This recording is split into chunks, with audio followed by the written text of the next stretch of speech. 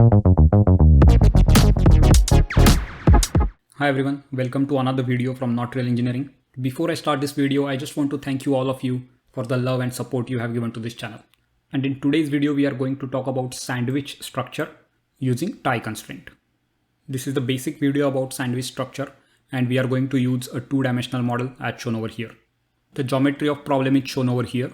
And as you can see, there is a copper plate which is sandwiched between two steel plates.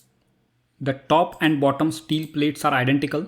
So the important thing over here is we don't have to create three different parts. We will create just two parts, one steel plate, one copper plate, and we will create two instances of same steel plate.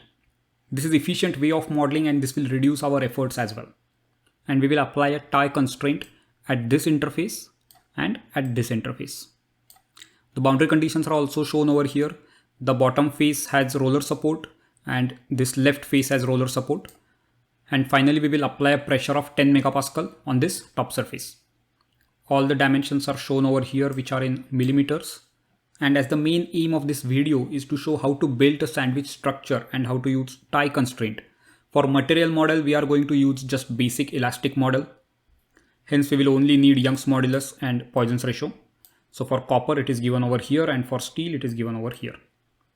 When we use tie constraint in Abaqus, in general, there are two different types.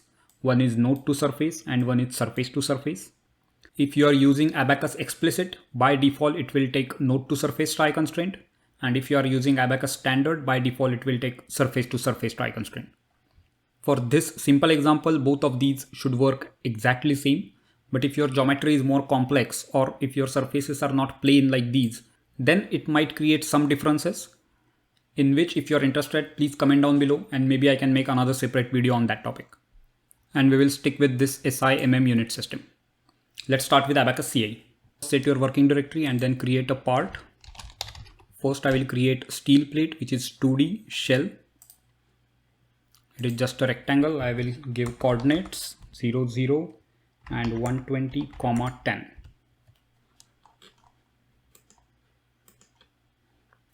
Then we will create copper plate. And again 0, 0 and 120, 20. Then move to property. First create materials. Let's start with steel. Young's modulus is 200 gigapascal. You have to convert it into megapascal. Poisson's ratio is 0.3. And then copper. Young's modulus is 100 gigapascal. Poisson's ratio 0.36. Then create two sections. Again steel. Choose steel as material and then copper.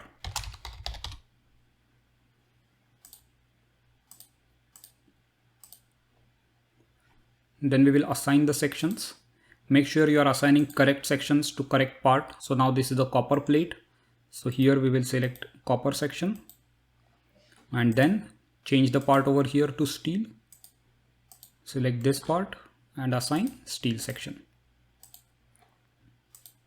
Next, go to assembly. Now first, I am going to create two instances, one copper plate, one steel plate. And then we will move the copper plate on top of steel plate. You can go over here and see the two instances. One is copper plate, one is steel plate. So steel plate I will keep it here and copper plate we will move. So for that, use this translate instance. Then select the instance which you want to translate. And you have to define a vector in the direction of translation. Now we want to move this copper plate in Y direction by 10 mm. So first starting point, let's say 0, 0. And then end point would be 0 and 10. Say OK. And then let me create one more instance of steel plate. You can see over here steel 2. Again translate it in Y direction by 30 mm. Say OK again. Now the sandwich structure is ready.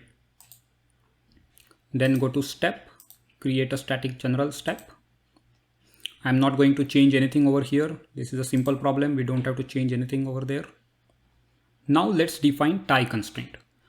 To define tie constraint, we have to create surfaces, and that we can do in part.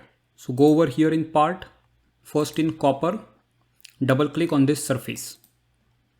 First I will create top surface, say continue, select the top surface and say done. Then one more time, bottom surface, select the bottom surface and say done. And similarly go to steel plate and again create two surfaces. One is top,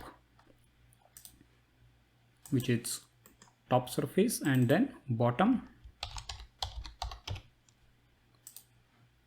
which is bottom surface. Now if you come again in assembly, you can see here you will have 6 surfaces because our each instance will have 2 surfaces. So for steel instance 1, there is a bottom and top, and steel instance 2, there is a bottom and top. Now let's go to interaction, and over here you can create constraint. Select tie, you can name it whatever you want. I'm going to keep it as it is. Say continue. Choose the master type. So in this I'm going to choose surface. You can't pick surface directly in a viewport because here there are 2 surfaces actually. So in bottom right corner you can see these surfaces. Click on that and here you can choose the surface. So I'm going to choose copper bottom as a master, and then slave again surface, and then steel 1 top. And this window will pop up. You can see our tie constraint is applied over here. In discretization method, if you keep analysis default, it will select appropriately depending on you are using Abaqus standard or explicit. Or you can just select here surface to surface. Surface to surface has better accuracy compared to node to surface, and it is more efficient. And in this problem, definitely we can use surface to surface. There are some specific cases where we can't use surface to surface. Then we have to choose node to surface. All other things I'm going to keep it as default and say OK. One constraint is done. Let's repeat it one more time. Tie constraint 2. Master surface, this time copper top, and then slave surface, this time steel 2 bottom. Again I'm going to choose surface to surface over here. Then let's move on to load. I'm going to apply roller support on the bottom. Now again I will change back to select in viewport. So for bottom U2 0. And then for these left faces, you can select multiple by pressing shift. For them U1 is 0. Finally pressure on the top surface minus 10. Minus is because we want tensile load. Then go to mesh, change over here to part. First go to mesh controls and select structured mesh with quad elements. This will just give a better mesh. Check element type. I'm going to use plain stress element. Seed the part, maybe 2, and mesh it. Similarly, then we have to mesh copper plate. All the process same.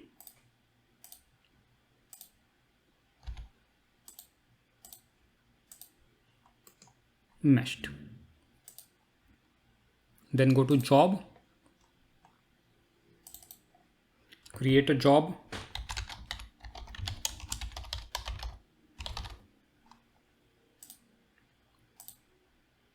and submit it. Should be pretty quick. It's done. Let's go to results. And these are the results. Important thing to check if our tie constraint is applied correctly or not is go to stress in this y direction, which is S22. And here you should see the uniform stress across the tie constraint as you see over here. Or you can go to displacement, and here also you can see the contours are continuous. There is no disturbance at the interface. And one more interesting observation is if you go to sigma 11, then you can see the copper plate is under tensile loading in this x direction and steel is under compression loading. This is because the Poisson's ratio of copper plate is much higher than steel. Therefore, when you apply a loading in this y direction, the copper plate tend to contract more in x direction than steel plate. And because of that, you can see over here also there is a dip in this right surface. So copper plate is contracting more, steel plate doesn't want to contract.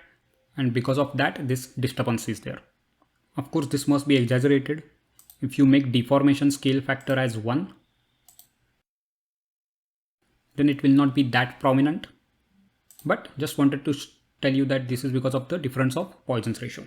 If you like this video, please show your support by subscribing to this channel, which will give me motivation to create more educational videos like these. You can also go to channel's playlist tab, and here you can see all the videos with similar topics combined together. For example, let's say if you're interested in ANSYS tutorials, you can go to this ANSYS tutorial playlist and see all the videos from this playlist.